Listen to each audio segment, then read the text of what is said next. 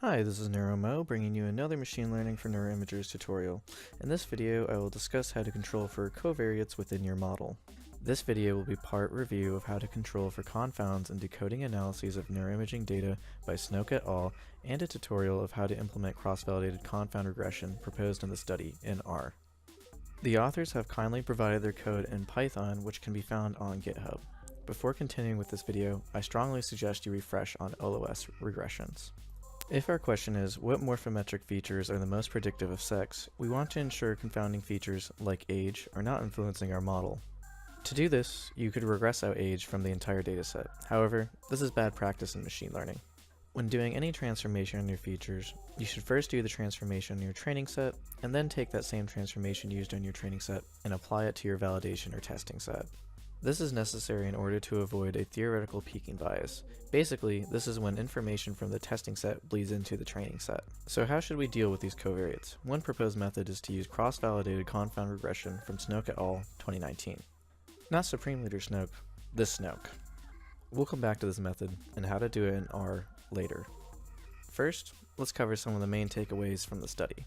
A priori counterbalancing is very common in studies and is quite necessary in neuroimaging to ensure your results aren't due to extraneous factors in your dataset. A priori counterbalancing can be described as recruiting participants between groups in your dataset to ensure no significant differences in age, sex, or other demographic factors. In my humble opinion, this is not the goal in machine learning classification. The classifiers we train should be robust regardless of age, sex, etc., and thus must be trained on diverse, large datasets. Post-hoc counterbalancing is also done sometimes, typically with public datasets. Also a necessary step for performing a tightly controlled study. However, the same problem occurs as in a priori counterbalancing. This counterbalancing occurs after the study has completed. What Snoke and others have observed is that the observations that are left out in the counterbalance are typically the quote-unquote hard to classify observations. While this may make your classifier look good for publication, it's overfitting, thus a bad model. Thirdly, like I said earlier, any transformation you do to the data should be done within the cross-validation. First on your training set, then apply the same transformation to your testing set. Not doing this typically results in overfitting, an overestimate of your model's accuracy. In the case of a whole dataset confound regression, it results in underfitting, an underestimate of your model's accuracy.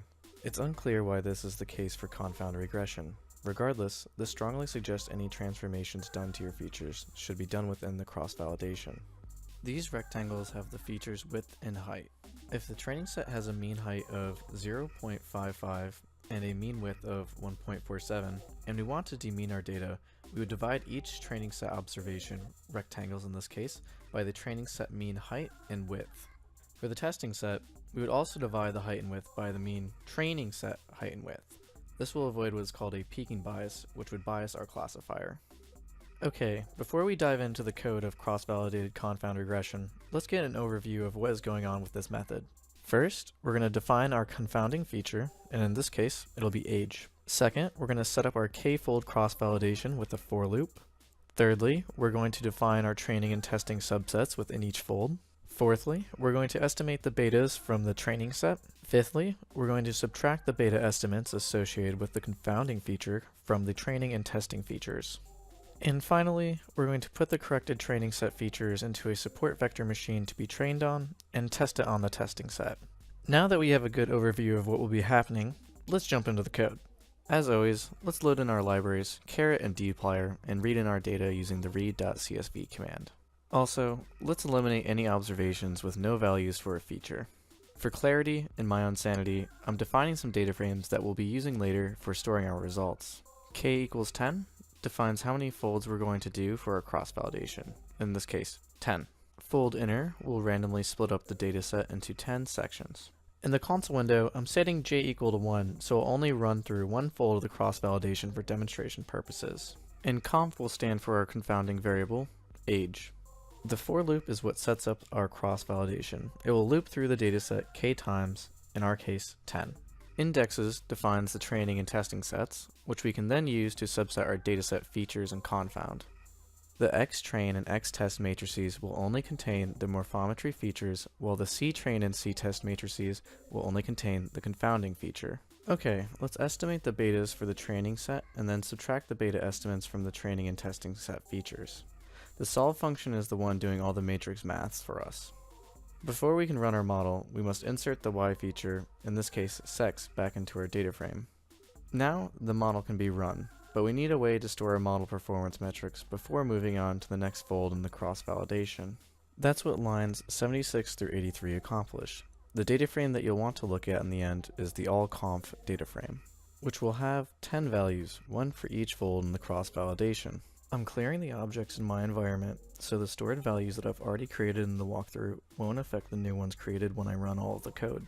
Okay, let's run the whole thing at once and see what happens. You can run the entirety of the code by pressing Ctrl-Alt-B on Windows or Command-Alt-B on Mac.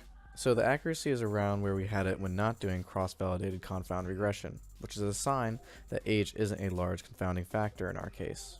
To the best of my knowledge, there isn't an objective way to tell if a feature is a significant confounding variable. If the accuracy changes a lot, it probably is, and if it doesn't change that much, it probably isn't. Also note that I'm only storing accuracy as a model performance metric, and you would want to also store specificity, sensitivity, and other metrics. I'll leave that for you to figure out how to do. Thanks for watching, and I hope now you'll be able to account for your confounds in your machine learning models.